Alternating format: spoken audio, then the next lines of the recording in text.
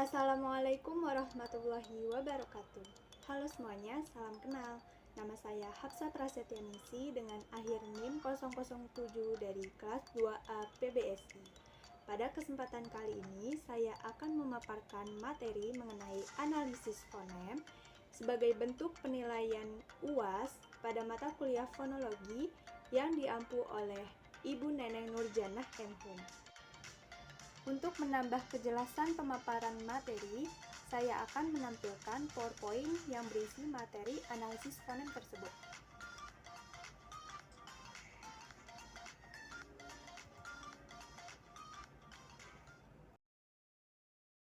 Berikut materi yang akan kita bahas pada kesempatan kali ini. Yang pertama, ada analisis fonem dengan tabel. Kedua, membuat tabel fonem konsonan dan vokal berdasarkan tabel IPA. Yang ketiga, ada membuat tabel distribusi fonem. Keempat, membuat tabel jenis klaster. Dan yang kelima, membuat tabel alofon. Langsung ke pembahasan yang pertama. Pembahasan yang pertama yakni menganalisis fonem dengan tabel. Sebelum kita membuat tabel, kita harus tahu dulu apa yang mau kita analisis. Di sini, kita akan menganalisis sebuah fonem. Buat kalian yang belum tahu, fonem itu apa? Fonem adalah sebuah istilah linguistik dan merupakan satuan terkecil dalam sebuah bahasa yang masih bisa menunjukkan perbedaan makna. Atau kata lain fonem adalah bunyi. Di sini saya akan menggunakan pasangan minimal untuk menganalisis dari fonem tersebut. Pada nomor 1, terdapat kata rumah dan ramah.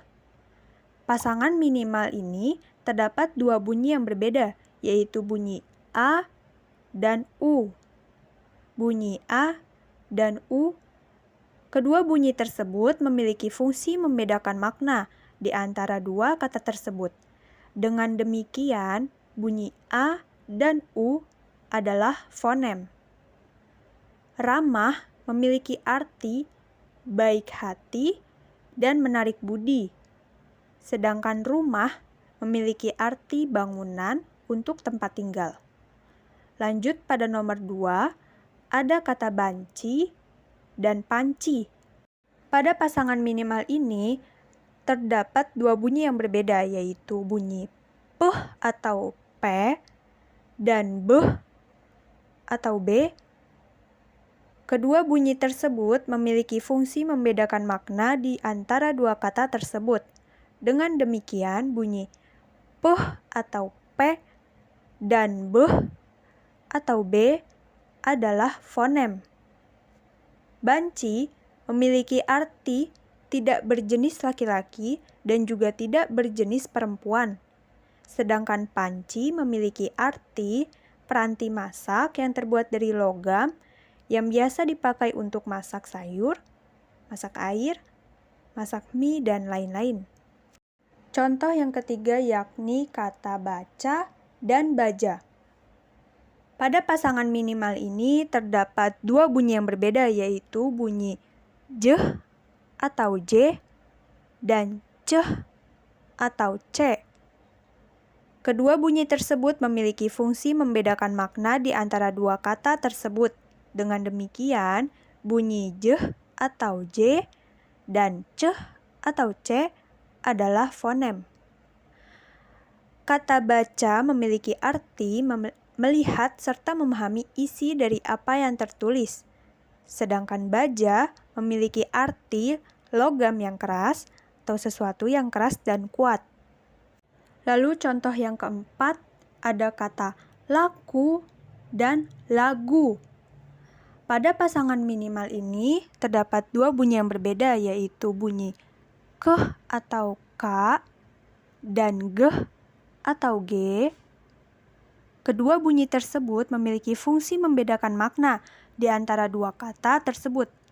Dengan demikian, bunyi keh atau K dan geh atau G adalah fonem. Laku yang berarti perbuatan, gerak-gerik, tindakan, sedangkan lagu yang berarti ragam suara yang berirama. Adapun contoh nomor 5, terdapat kata tanah, dan panah. Sedangkan nomor 6, terdapat kata buket dan bukit. Kemudian di slide selanjutnya masih ada contoh dari pasangan minimal. Slide selanjutnya juga masih sama. Langsung saja kita ke pembahasan yang kedua, yakni mengenai tabel fonem konsonan dan vokal berdasarkan IPA International Phonetic Alphabet. Buat kalian yang belum tahu apa itu tabel IPA adalah tabel yang sering digunakan atau instrumen yang sering digunakan oleh pelajar dan pengajar bahasa asing, ahli bahasa, patolog yang berkenaan dengan bahasa, musikus, aktor, penerjemah. Berikut saya tampilkan gambar tabel IPA. Nah, simbol yang ada di tabel IPA ini berfungsi sebagai pembeda bunyi atau fonem. Contoh dalam huruf E akan ada bermacam fonem atau bunyi, di antaranya E dan E. Atau pada bunyi D dan T pada huruf D dan T. Untuk bisa membedakan cara penyebutannya dengan melihat peta konsonan dan vokal pada tabel berikut ini. Nah, tabel konsonan ini terdapat pembedaan posisi penyebutan. Ada bilabial, yakni penyebutan fonem yang melibatkan dua bibir kita saling menempel. Lalu ada alveolar, yakni posisi lidah menyentuh langit-langit mulut bagian depan hampir mengenai gigi atas. Kemudian palatal, yakni posisi lidah dinaikkan ke langit-langit keras bagian pusat langit-langit mulut. Kemudian ada velar, yakni konsonan yang bersumber dari bagian belakang lidah atau dorsum menyentuh langit-langit lembut, yaitu bagian belakang langit-langit mulut. Kemudian pada sisi kiri tabel, terdapat manner atau cara penyebutan, yakni yang pertama ada plosive yang berarti meletup atau diletupkan, dengan contoh fonem p dan b dari bilabial atau posisi dua bibir yang menempel. Contoh kata yang ada pada tabel pertama yakni panci dan banci. Kemudian contoh plosive pada alveolar yaitu fonem t, dan deh. Contoh kata yang ada pada tabel pertama yakni talang dan dalang. Talang dan dalang. Kemudian contoh plosive pada palatal atau posisi lidah dinaikkan ke langit-langit keras yakni pada fonem ceh, dan jeh. Contoh katanya yakni baca dan baja. Yang terakhir ada contoh plosive pada velar atau konsonan yang bersumber dari bagian belakang lidah, yakni ada pada fonem k, huruf K, dan fonem g pada huruf G. Contohnya kata kerang, dan gelang. Kemudian di bawah plosive ada kata frikatif. Frikatif adalah suara yang dihasilkan dengan meniup udara melalui ruangan sempit yang dibentuk oleh bibir, lidah, dan gigi. Contoh dari frikatif pada bilabial, palatal, dan velar tidak ditemukan pada tabel A, tabel pasangan minimal tadi. Namun pada alveolar terdapat fonem es. Contoh dari kata salur yang ada pada tabel A atau pasangan minimal tadi. Yang ketiga ada lateral aproksiman, yakni bunyi yang direalisasikan antara lidah dan bibir tanpa menempel. Contoh pada lateral aproksiman ini hanya ditemukan pada posisi alveolar pada fonem L, dari kata luas. Lanjut pada pembahasan yang kedua, yaitu tabel vokal. Sama seperti tabel konsonan, tabel vokal ini berfungsi untuk mengetahui bagaimana cara penyebutan dari huruf vokal. Pada sisi kiri tabel terdapat close atau tertutup, near close sedikit tertutup, close mid atau tengah, dan open terbuka. Pada sisi atas tabel terdapat posisi lidah, yakni front atau bagian depan, sentral, pusat atau tengah, dan back adalah bagian belakang. Contoh pada bagian close pada posisi lidah di depan atau front, yakni fonem I, terdapat pada kata ibu. Kemudian pada posisi lidah di belakang atau back, terdapat fonem U. Fonem U, contoh katanya adalah laku. Lalu pada bagian near close atau sedikit tertutup, pada posisi front terdapat fonem I dengan kata adik. Lalu pada posisi back atau belakang terdapat fonem U. Contoh katanya yaitu jalur. Kemudian pada close mid atau tengah terdapat pada bagian depan atau front, yakni fonem E. Fonem E. Contoh katanya adalah merah, dan buket. Dan yang terakhir, pada open atau terbuka, posisi lidah di bagian belakang terdapat fonem O. Fonem O, contoh katanya adalah topi. Selanjutnya, pembahasan yang ketiga, yakni membuat distribusi fonem. Pada distribusi fonem ini, saya juga mengambil contoh kata pada tabel A, yakni pada pasangan minimal di atas tadi. Distribusi fonem ini melihat dari letak fonem atau bunyi pada sebuah kata.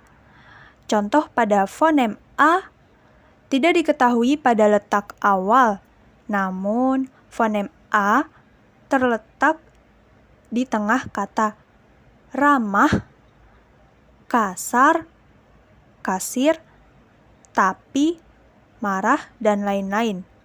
Sedangkan di akhir kata yaitu ada kata iba, baca, dan baja. Fonem selanjutnya adalah fonem I, ada di awal kata iba, ibu. Sedangkan di tengah terdapat pada kata kasir, bukit. Lalu di akhir terdapat pada kata tapi, banci, dan panci. Kemudian untuk fonem U tidak terdapat pada awal kata di tabel A, namun di tengah ini ada kata luas, puas, jalur, salur, buket. Sedangkan di akhir terdapat pada kata baju, laju, lagu, laku. Kemudian contoh pada fonem O. Di awal dan di akhir tidak ditemukan, namun di tengah terdapat kata galon, balon, topi. Kemudian pada distribusi fonem konsonan, sama halnya dengan yang fonem vokal, pada fonem beh, ada di awal kata baju, baca, banci, dan lain-lain. Sedangkan di tengah terdapat pada kata iba, ibu. Kemudian yang ketujuh ada fonem deh atau D, ada pada kata awal dalang. Sedangkan di tengah dan di akhir tidak ditemukan. Contoh lainnya adalah fonem g pada kata galon, fonem j pada awal kata jalur, sedangkan di tengah ada kata laju. Kemudian fonem keh atau k ada di awal kata kasar, kasir, karet. Sedangkan di tengah ada kata laku. Fonem leh atau l terdapat pada kata laku sebagai posisi awal. Kemudian di tengah ada kata salur, jalur, balon, galon, palang, dan dalang. Kemudian di fonem poh atau p itu ada di awal kata panci, panah, palang, dan puas. Slide selanjutnya masih contoh dari distribusi fonem konsonan. Lanjut pada materi yang keempat, yaitu tabel klaster huruf P. Klaster adalah deret fonem konsonan yang masih terdapat dalam satu silabel atau suku kata. Contoh pada klaster yang saya gunakan yaitu huruf P, di mana P ini bersanding dengan deret silabel lain. Contoh di sini adalah klaster PR dari kata promosi, protokol, protagonis, primitif, pramugari, prosedur, propaganda, proses, priai, proklamasi, praja, dan lain seterusnya. Nah, struktur silabel ini melihat dari penggalan klaster. Contoh kata yang saya ambil yaitu promosi atau PRO. Dengan struktur silabel yakni P sebagai konsonan, R sebagai konsonan, dan O sebagai vokal. Maka struktur silabel dari kata pro adalah KKF. Kemudian untuk struktur fonotaktik atau struktur fonemnya kita bisa ambil dari kata promosi tadi. P-nya sebagai onset, R-nya sebagai onset, O-nya sebagai nuklus. Kemudian di contoh kata selanjutnya saya ambil dari nomor 10 yakni kata proklamasi. Untuk struktur silabelnya, kata proklamasi kita ambil klasternya yaitu dari kata prok. P sebagai